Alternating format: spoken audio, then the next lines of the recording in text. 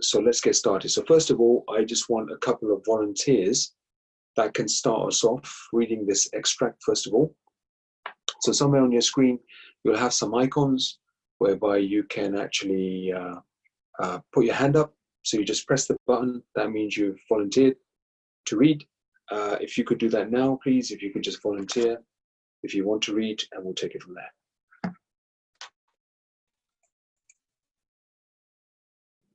All right, so let's have a look. Okay, so Amir, let's start with you then first. Well, you just put your hand up as well. That's great. Hi Amir, how are you? Good. Oh, very good. Okay, so I'm just going to increase the size of the screen a little bit. Can you see better now? Yeah. Okay, that's great. So let's start with this first of all then. Go ahead. Most people have heard Anne Frank and her frank and personal account of living in hiding during Second World War. But you have heard of Rutger Laskia, Yoko Mariwaki, Tanya Savicheva, or Peter Gins. Probably not, but all of these young people also wrote personal accounts of their experience. Read on to find out more. Life for Polish Jews was particularly hard during the war. They were the first nation invaded by the Nazis, and the Jewish citizens of the country soon found themselves rounded up and sent to live in enclosed communities known as ghettos. Miriam Czesłaski Yeah, good. was 15 years old in 1939 when she began to write about being interred in the Radomsko ghetto. Her father ran a Jewish school where Hebrew was taught. This school later became an active part of the ghetto community. Both Miriam's father and brother were murdered by the Nazis while the family lived in the ghetto. Her father, David, was killed for refusing to board a deportation train, and her brother, Nahum, had been actively involved in the Zionist cause. Miriam's early diary focuses on the events between the summer of 1939 and the occupation of a town, Radomsko, in September 1939. The later entries come from 1941 and describe the events of the war and ghetto life. Well done, Amir. That's very good reading. Thank you so much. Just mute yourself now. And just going to get Daniel to do a little bit of reading now. Danny, are you okay? Yeah. Good lad. Okay, so do you know where to take off? Yeah. Go ahead. On 24th October 1942, Miriam and her mother surrendered to a Polish police officer. They had been hiding for a week in a lavatory while the ghetto was being cleared by the Nazis. They were starving and exhausted and agreed to be transported along with the other Jews of Radomsko. Miriam probably died in Treblinka concentration camp in 1942. A month before her deportation, Miriam had written, "It may seem silly, but only a step away from death. I still worry about my diary. I would not want for it to meet a miserable end in an oven or on a rubbish heap.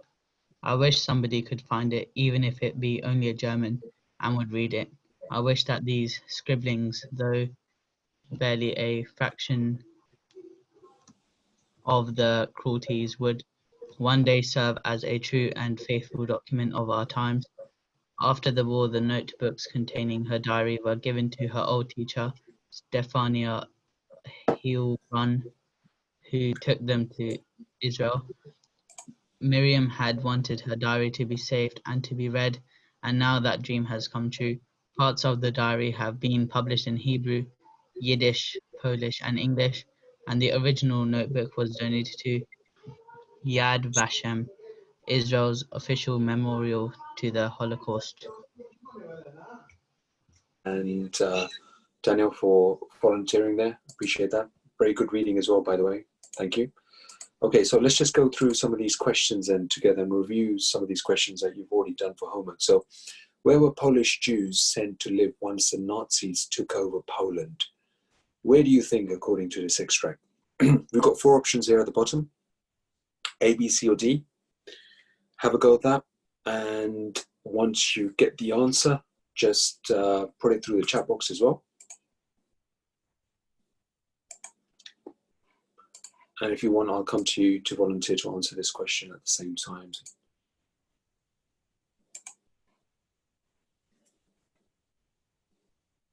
So where were Polish Jews sent to live once the Nazis took over Poland?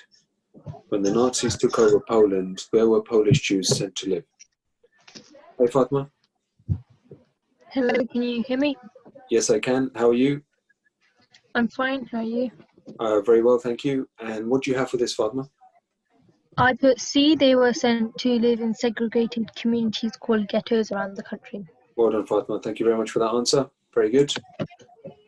Okay, so they were actually sent to live in segregated communities. That means in very small, dispersed, separated communities in ghettos around the country. So ghetto means where there are lots of people crammed into one place. That's what a ghetto is. So C is our correct answer. Well done. Let's move on to the next question. And what do we have here? So what eventually happened to Miriam Czerwotski and her family? What happened to them eventually? Choose the correct option in this case. So what eventually happened to Miriam Czerwotski and her family? You have 4 options there.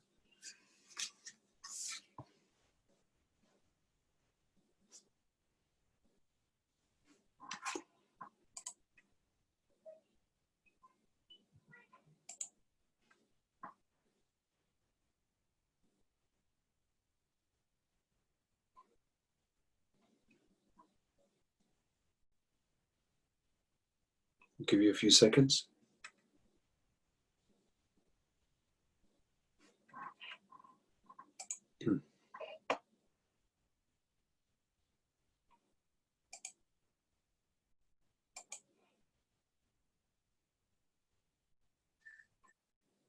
Hi, man. Hello. How are you? Yeah, I'm good. Good, good. I can hear you loud and clear now. Do you have an answer for us for this? Yeah, I chose B. Okay, read it out for me. Miriam and her mother were deported to Treblinka. Her father was killed when he refused to board deport, deportation train, and her brother was also killed while in the ghetto. Well done, man. Thank you very much for that. Good answer. Thank you.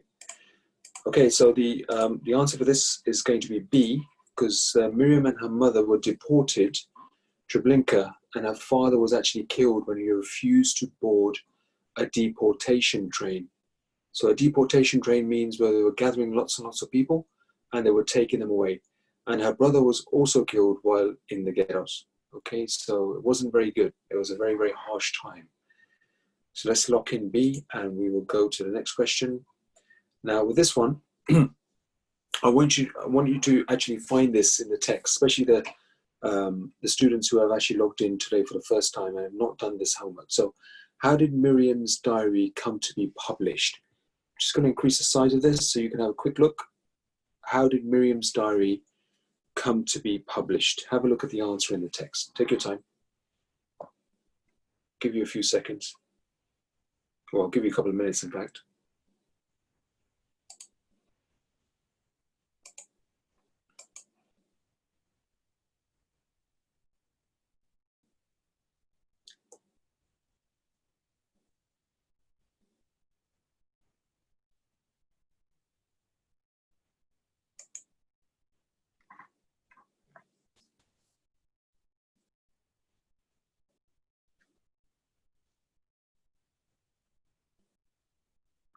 How did Miriam's diary come to be published?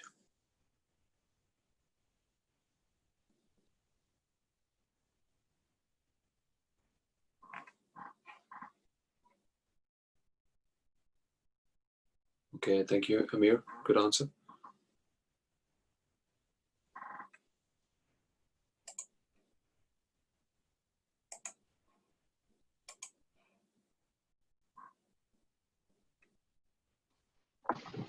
Hello, Burger.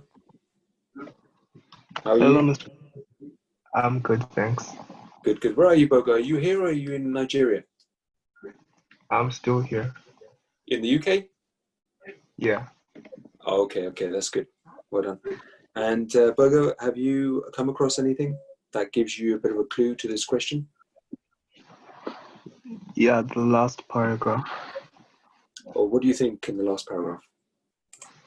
It says that a notebook containing her diary was given to her old teacher, Stefania. Yes? And she took it to Israel and he wanted her diary to be saved and to be read, and now it's in Israel's official memorial for the Holocaust now. Well done, Bogo. Thank you very much. It's the first time you're reading this, so good lad. Okay, so in this case, we're going to go for option B, which Bogo just read out. So Miriam's old teacher received the book after the war and took it with her to Israel. And the notebook was given to Yad Vashem, and parts of it were published in various languages. And that's exactly how the book came to be published. Okay, that's good. Let's go on to the next one. Okay, so this is a new extract here, all right, with a new question as well. So, what did Rutger Laskier's family do when the Nazis came to power in Germany in 1933? So, have a quick read of this. I'm just going to expand the screen so you can see easily. So I'll give you a couple of minutes to have a quick look at this one as well.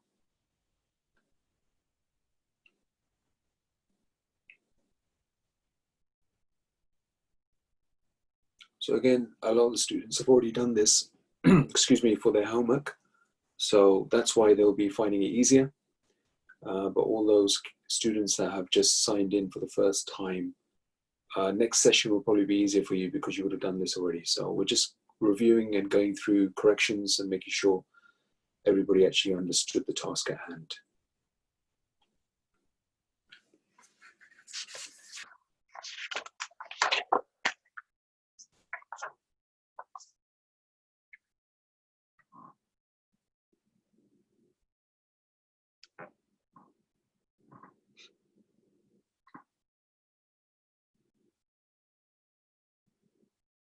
And this is Rutger's notebook, A Voice from the Holocaust. The long lost diary of a 14-year-old girl. And if you've covered Anne Frank, well, this girl here, she was known as the Polish Anne Frank because she was originally from Poland. So what did Rutger Laskier's family do when the Nazis came to power in Germany in 1933? What do you think they did? What did her family actually do?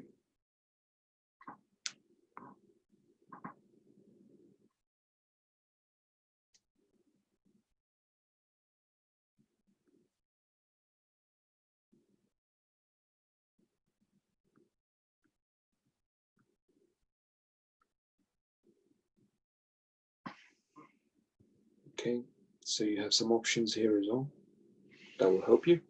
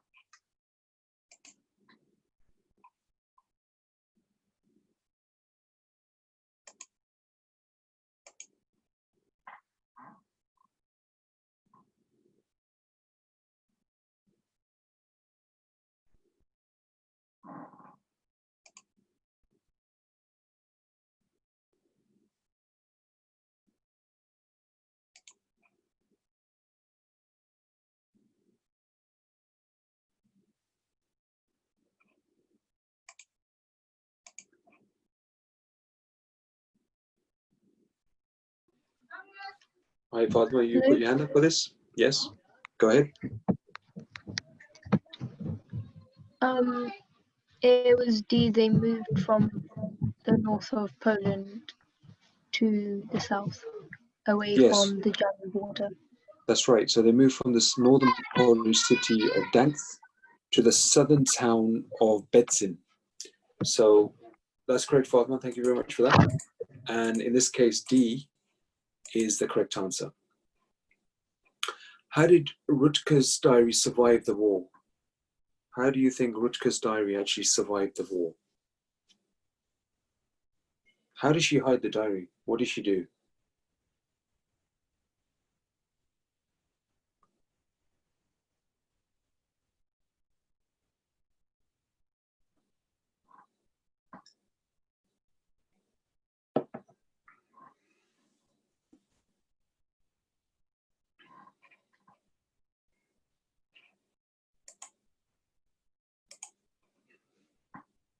So do have a close look at the screen, because that's where you'll find the answer.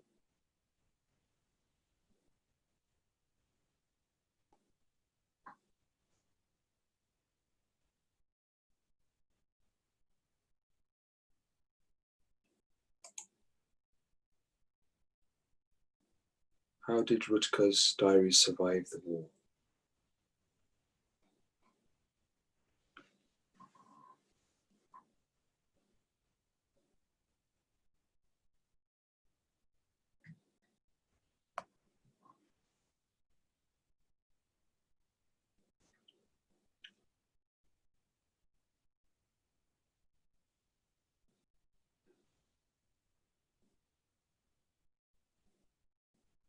Okay, a few more seconds.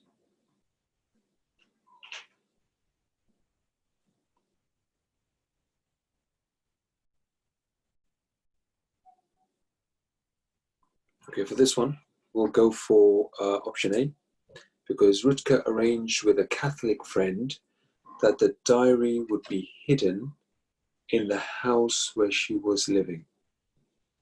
Okay, and that's one of the reasons why her diary actually survived. Good. So let's move on to the next question. Who kept Rutger's diary? Who kept her diary? Have a look at A, B, C, or D.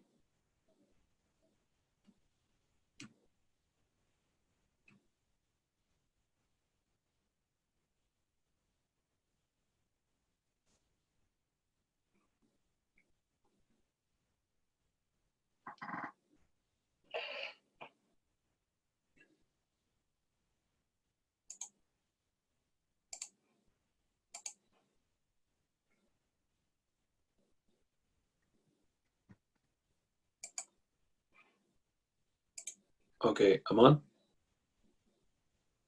are you there? Aman?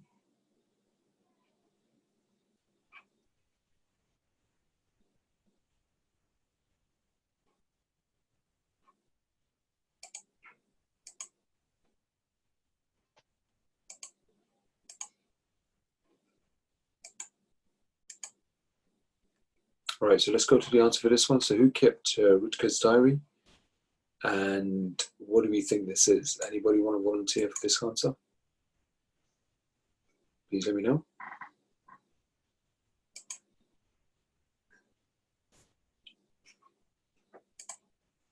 Yes, Amir, we're just coming to you. Amir, I'm just going to mute you now. Go ahead. Was it her? Was it D? Her friend for 64 years. Yeah, so Rutger's friend, Stanislava, kept the diary for 64 years before it was eventually published. And that's option D. So well done for that, Amir. Thank you. Go for D here. And which three things do you learn about Peter Ginz from the article? Which three things do you learn about Peter Ginz from this particular article? Three things.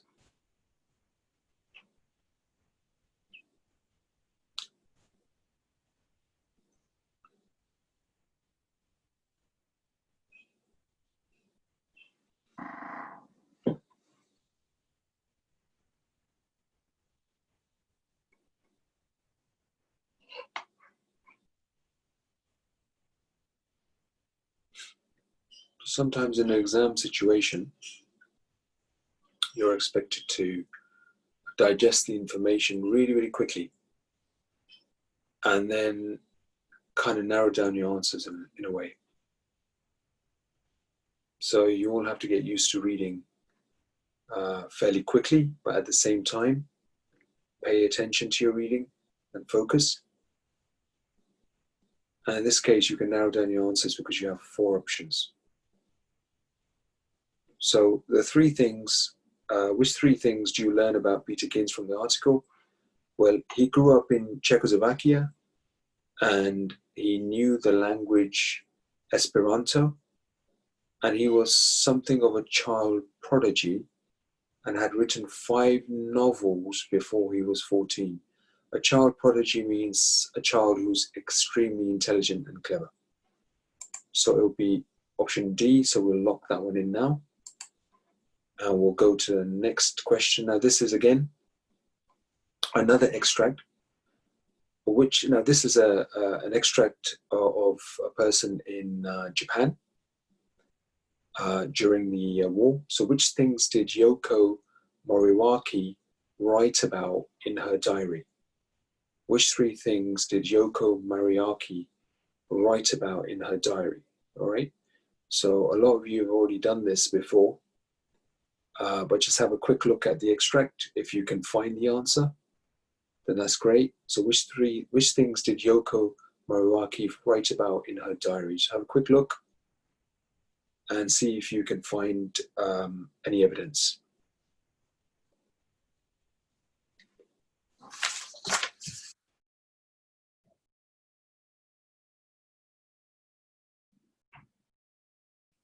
So we're looking at 2 different perspectives here. One perspective during the World War of Germany, and the other perspective from Japan, because these are the 2 countries that were pretty much damaged the most in terms of the actual structural damage during World War II and possibly the personal injury and loss of life as well, even though it was on both sides. But Japan and Germany after the World War II were completely destroyed.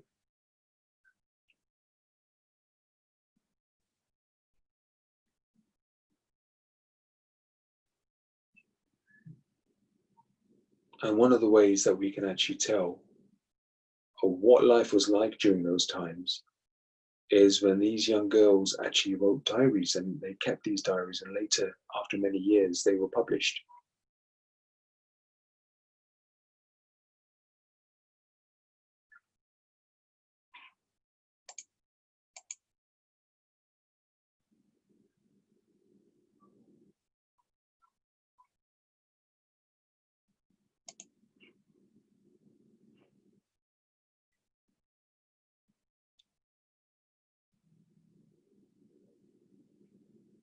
Okay, so in this case, what things did Yoko Mawaki write about in her diary? Well, she wrote about the war, and she wrote about her daily life and her school events in the diary.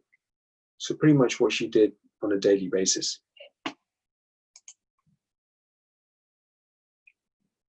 What was the siege of Leningrad? What was the siege of Leningrad?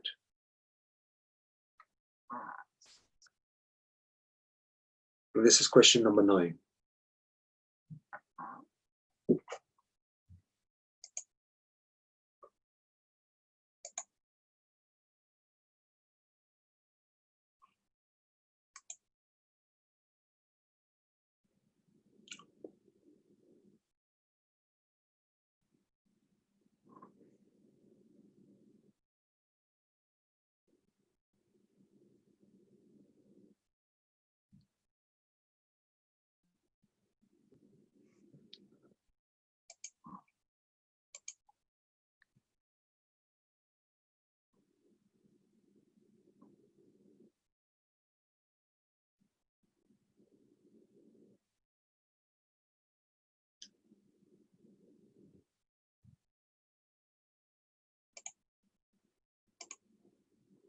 Just show you the options now. This will kind of narrow down the answer.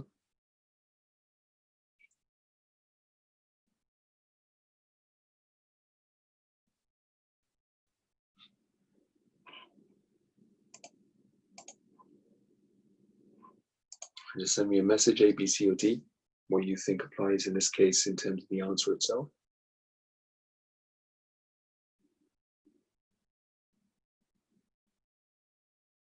Okay, well done, Dan. Good answer.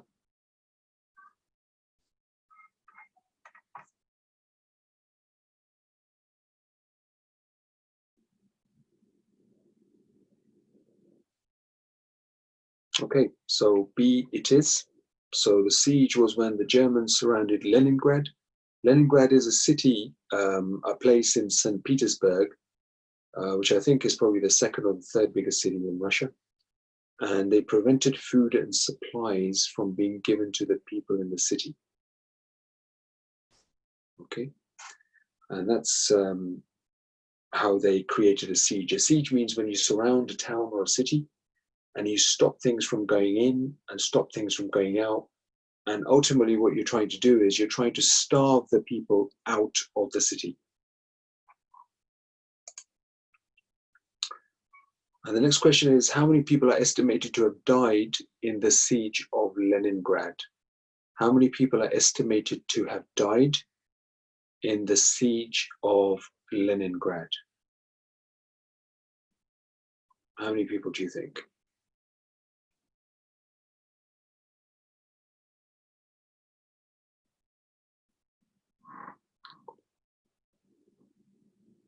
Okay, well done, Amir.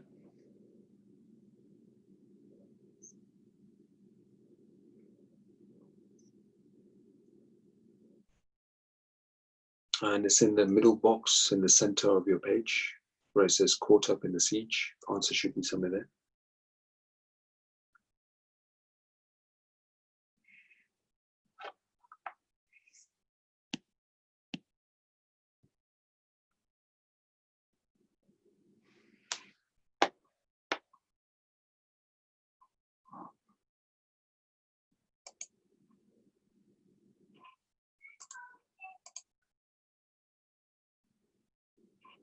Okay, just send me a quick message.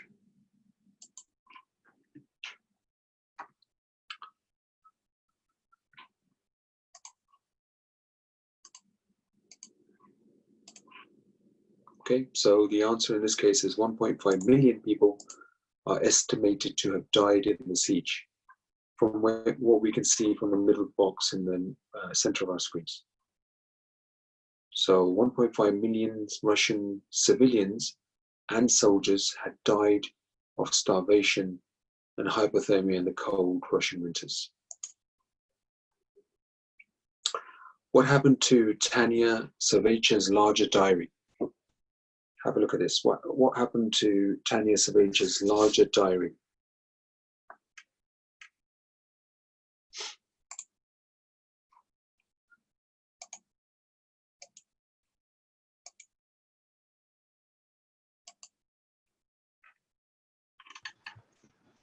Hi, Baba, are you okay? Yeah, How are you doing? I'm fine. Good girl. Any ideas, or am I too early for this one? It's the family burned it for fuel during the cold weather. Good girl, well done. Good answer. Thank you. So the family burnt it for fuel during the cold winter. I mean, they must have been in such a desperate situation just to keep alive, just to keep warm, that they had to burn the diary as well. Okay, and the next question, why is Tanya's short notebook famous today? So why is Tanya's short notebook, famous today?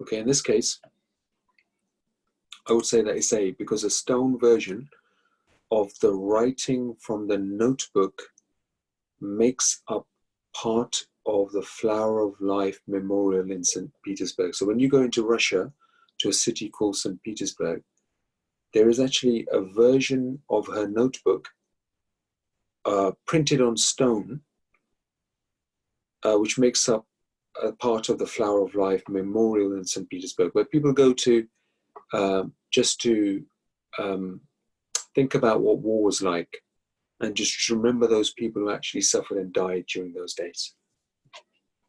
Okay, let's lock that one in.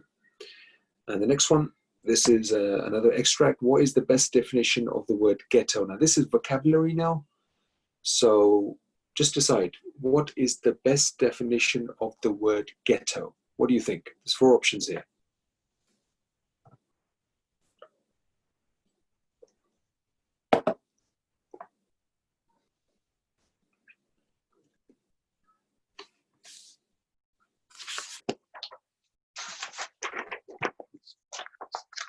What's the best definition of the word ghetto?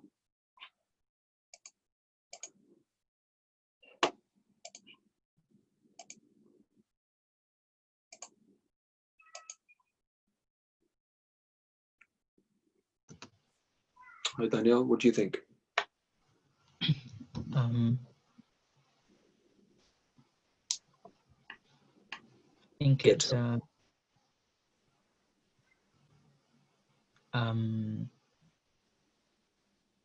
C.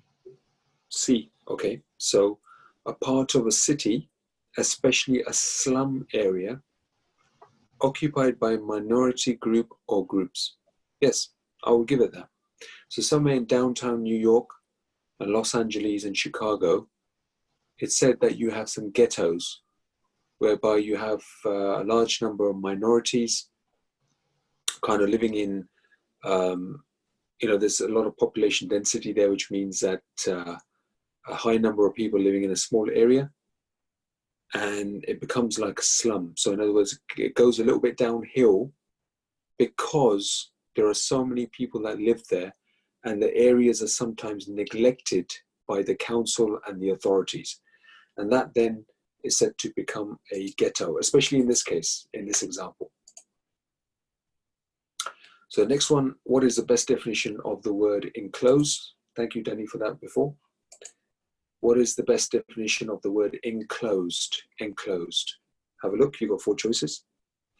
We're on question number 14.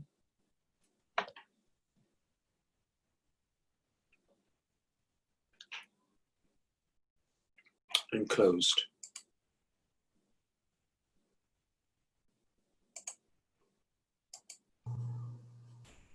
Hello, Dan. Hello. Hi there, Dan, what do you think? Any ideas? So we're looking at the meaning and definition of the word enclosed, E-N-C-L-O-S-E-D. Is it A? I think it is A, you're right. Surrounded or closed off on all sides. Good, well done. So let's lock that one in. Go to the next one. Good boy. And let's have a look at the next vocabulary. So these are all words, by the way, within these 3-4 extracts that we just read. These are all vocabulary words that are coming out. Some of these words are a little bit complicated and bit tricky, but going through them one by one and defining the meanings is actually quite a good thing. So what is the best definition of the word interred? Interred, I-N-T-E-R-R-E-D. You can also pronounce it interred as well.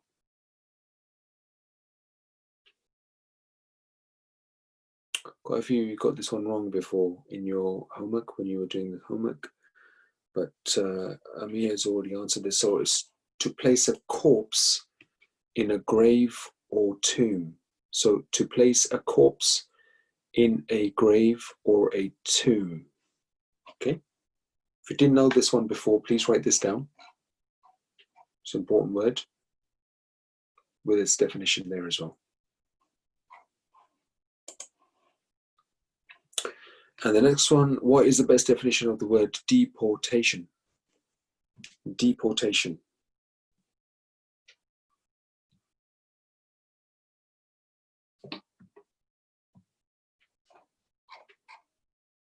Okay, so deportation could also mean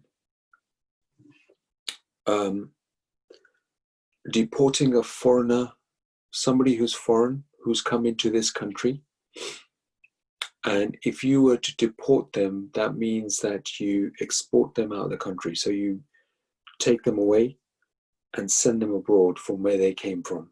So the action of deporting a foreigner from a country is deportation. So it'll be the option B. And what's the meaning of the word prodigy? If you remember, I went through this before. The word prodigy.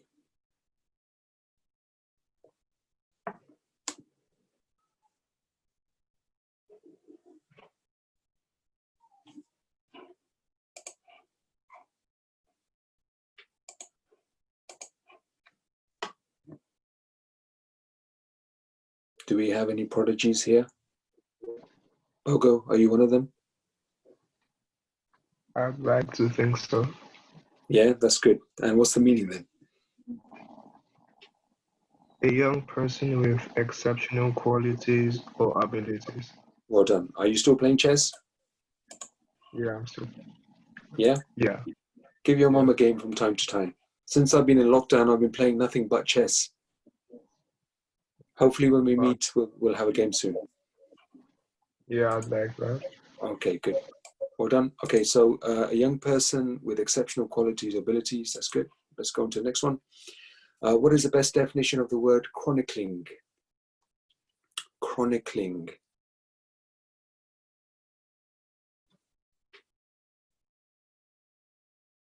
Okay, and we've got an answer from Amir. Amir says that chronicling means a record, a series of events in a factual and detailed way. So it basically means that you're keeping a record of everything that's happened in the past, but it is factual, it is true. That's the meaning of chronicling. Okay, and the word civilian, this should be quite a simple one.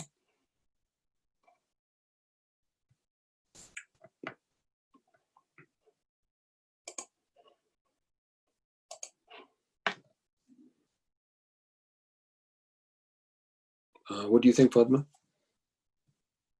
for this one? So we're looking at civilian. Okay, so D is going to be our answer. That's good. So a person not in the armed services or the police force. So anybody who is not in the army or the armed services, it could be the Navy, it could be the Air Force, or the police, is a normal civilian.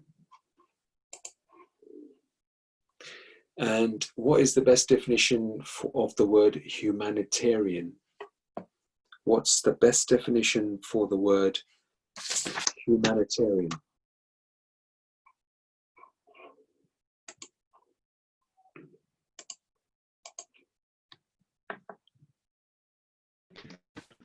Hello. Hi, Iman. You all right? What do you think for this one?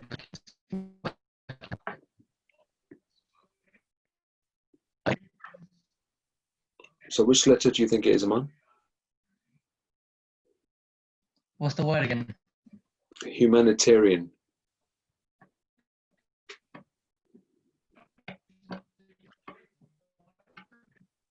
Oh, it will be C, concerned with or seeking to promote human welfare.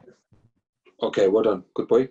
So it will be C, which is concerned with or seeking to promote human welfare. Humanitarian. Somebody who works with the aid of helping humans' welfare. Maybe it could be in some poor countries around the world. It could be disaster areas. It could be areas of conflict where war is taking place. Okay. And we have two more to go. What is the best definition of the word poignant? Poignant. So we don't actually pronounce the G in this word. What's the best definition of the word poignant? Just going to move this down a bit.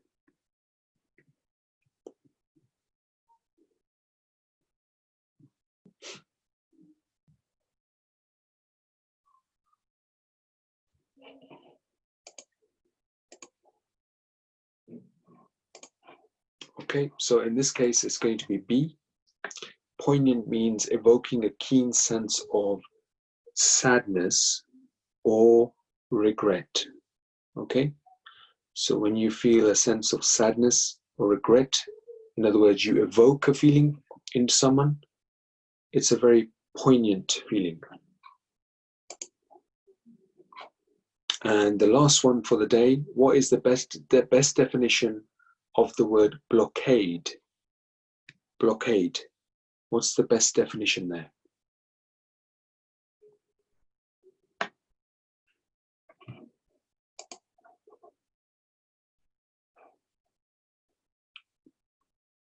Okay, so the best definition for the word blockade is going to be B, which is seal off a place to prevent goods or people from entering or leaving.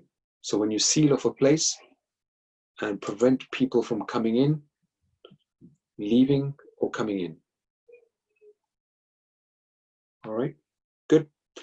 So that was it for today. What I'm going to do is later on tonight, I'll send an email across to your parents for your next homework, which is going to be due in on Wednesday by 9 p.m.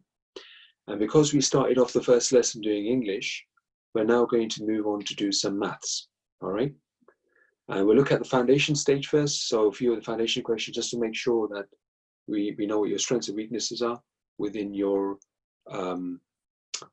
basic maths. Okay, first of all, so just to get you warmed up. And if you could kindly do that for me by this Wednesday, 9 p.m. I'll have a look again, and then I'll send an email out in return with your results to your parents. All right. Thank you very much for attending, and look after yourselves.